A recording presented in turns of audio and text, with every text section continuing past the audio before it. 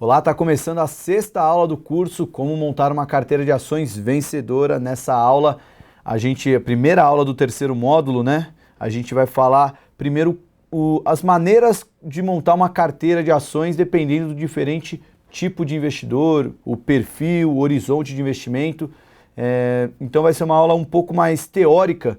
Aí eu separei aqui 8 tipos de carteira e a gente vai falar um pouquinho de como montar cada uma dessas carteiras, quando vale a pena ou não fazer essas estratégias, para aí na próxima aula eu mostrar o passo a passo de como que eu montei a minha carteira, a carteira da Infomoney, que a gente divulgou desde o começo do ano. Bom, então, para começar, eu coloquei aqui um passo a passo de como montar uma carteira de ações. O primeiro passo, obviamente, você tem que definir seu horizonte de investimento e seu objetivo na bolsa, né? Mais importante do que escolher boas ações é você escolher as ações que fazem sentido com o seu perfil de investidor, com o seu objetivo no mercado e com o seu horizonte de investimento. Então, a gente já viu nas últimas aulas que tem ações que reagem de maneira mais enérgica no curto prazo, tem ações que no curto prazo tem pouca oscilação, mas tende a ter um resultado consistente no longo prazo. Existem ações que pagam bons dividendos, existem ações que não pagam bons dividendos, mas são boas empresas. Existem empresas ruins que se tornam bons investimentos, enfim. O mais importante é você primeiro definir seu horizonte de investimento e o quanto você quer, o que você quer na bolsa. Segundo passo, defina quanto de capital você pretende mobilizar na carteira. Quanto menos dinheiro você tiver para colocar em ações, menos diversificada será a sua carteira, porque você vai ter menos ações para colocar no seu capital. E por que você tem que pensar num capital que você tem que imobilizar? Porque o dinheiro que você aplica no mercado de ações não pode ser aquele dinheiro que você conta com ele mensalmente, não pode ser o dinheiro que você usar para pagar a faculdade dos seus filhos. É um dinheiro que pensa que não faria falta se você perdesse, né? E você quer pegar esse dinheiro que seria uma poupança extra sua e você quer aumentar o rendimento sobre ele. Então é dessa maneira que você tem que encarar o dinheiro que você vai deixar no mercado de ações. Terceiro ponto, defina qual a periodicidade que você vai acompanhar a carteira. Quanto maior o intervalo de cada avaliação, mais segura terá que ser a sua carteira. Então vamos imaginar que você é um investidor que vai olhar para o mercado todo dia. Então de manhã você vai ver como vai abrir a bolsa, você já acompanhou o noticiário, meio-dia você também olhou o mercado, olhou até o fechamento do pregão. Provavelmente você é um investidor que vai poder escolher ações mais arriscadas, ações mais voláteis, operações de curto prazo. Agora, se você é um cara que vai olhar para o mercado financeiro apenas uma vez por semana e no fim de semana, para ver como é que foi, as notícias e tudo mais, aí não vale a pena você pegar opções mais arriscadas. O melhor seria montar uma carteira um pouco mais segura, com viés mais de longo prazo, mais ou menos como é a carteira do Infomoney.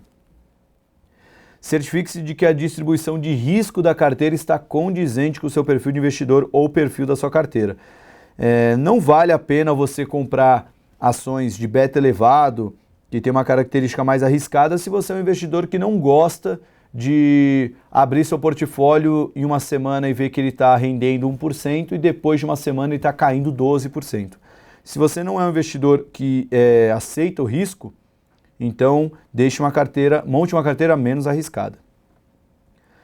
Bom, os tipos de carteira que a gente vai falar, eu vou começar com a carteira BOVA11, mas eu já falo aqui para vocês, a gente vai falar da BOVA11, carteira de dividendos, carteira de aposentadoria, carteira defensiva, carteira agressiva, política, carteira short para quem quer ganhar com a queda das ações e, por fim, uma carteira long and short. A carteira BOVA11 é a melhor estratégia para quem tem pouco dinheiro. O que é o BOVA11? O BOVA11 é o ETF da Bovespa e é negociado do Ibovespa, que é negociado na Bovespa como se fosse uma ação. O que é o ETF? O ETF é a sigla para Exchange Traded Funds ou fundos de índice. Como é que funciona isso? São cotas de um índice de ações que são negociados na Bolsa de Valores.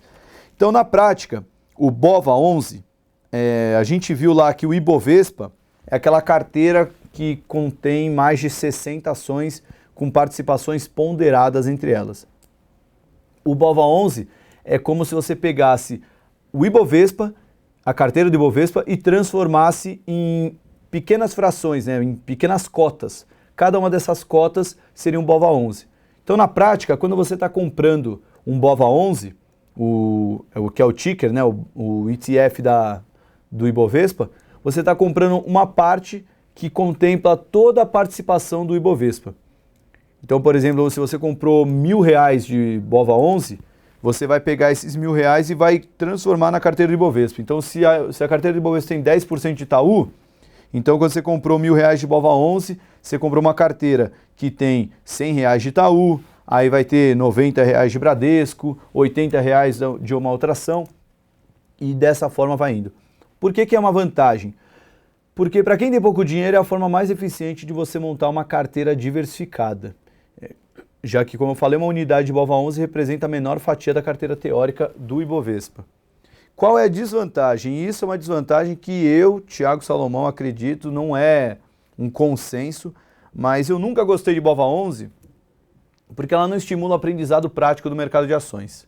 Por exemplo, quando a primeira ação que eu comprei para levar para o resto da vida, que aliás eu tenho até hoje em carteira, é a ação da Ambev. A Ambev eu comprei quando eu ainda era estagiário aqui no InfoMoney e desde então eu tenho ela aqui na minha carteira. E antes, quando eu podia investir mais, eu sempre fazia um aporte em Ambev quando achava interessante. E o que me ajudou a ter a Ambev na carteira? Me ajudou no fato de quando sair alguma notícia de Ambev, alguma coisa de dividendos da Ambev, algum novo investimento, resultado da Ambev, eu tinha total interesse em estudar o balanço, saber o que aconteceu, saber o que os diretores acharam, o que eles vão falar na teleconferência, o que os analistas estão falando do resultado. Enfim, eu me debruçava completamente para querer saber mais sobre a Ambev, porque eu sabia que aquilo poderia fazer diferença nos meus investimentos. Agora, como é que você vai fazer uma análise dessa sobre o BOVA11? Como é que você vai analisar todas as ações do Ibovespa? Como é que você vai acompanhar todos esses papéis? Então, o BOVA11, ele por ser uma ótima ferramenta de diversificação, ele, por outro lado, ele acaba tirando o foco das ações, né? Então, você perde um pouco desse apelo que o aprendizado prático te traz, a necessidade de aprender. Você acaba não tendo isso com o BOVA11, você tem isso com as ações. Então, essa é uma recomendação minha. Se você tem 5 mil, 10 mil reais e não quer montar uma carteira diversificada, compra o BOVA11. Agora, se você quer escolher 2 ações para colocar na carteira, para usar isso como aprendizado, então escolha uma ação com critério, uma característica bem defensiva e talvez você possa aprender até mais do que simplesmente comprar o BOVA11.